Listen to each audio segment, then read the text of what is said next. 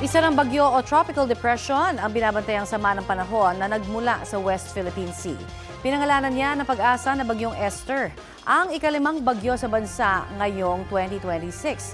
Namataan po yan mahigit 200 kilometro west-northwest ng Itbayat, Batanes, kaninang alas 8. Taglay nito ang hangin na aabot sa 45 kilometers per hour. Mula po kaninang madaling araw, nakataas na ang Tropical Cyclone Wind Signal number 1 sa Batanes. Asahan doon ang malalakas na ulan na may pagbugso ng hangin sa mga susunod na oras. Tumutok lamang dito sa Balitang Hali para sa 11 a.m. bulletin ng bagyong Esther. Dahil magiging napakaalon, pinapayuhan pong huwag munang pumalaot ang maliliit na sasakyang pandagat sa mga dagat sakop ng Batanes, Ilocos Norte at Ilocos Sur, maging sa western seaboard ng Babuyan Islands. Sa mga susunod na oras, maulan sa extreme northern Luzon. Posible po ang heavy to intense rains na maaari magdulot ng baha o landslide base sa rainfall forecast ng Metro Weather. Uulanin din ang iba pang panig ng bansa.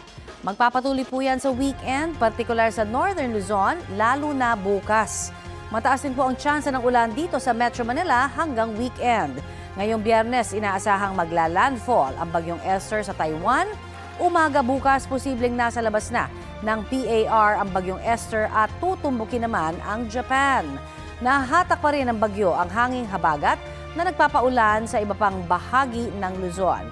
Mas makakaasa ang nalalamig bahagi ng bansa sa maayos na panahon pero posible pa rin po ang mga local thunderstorm.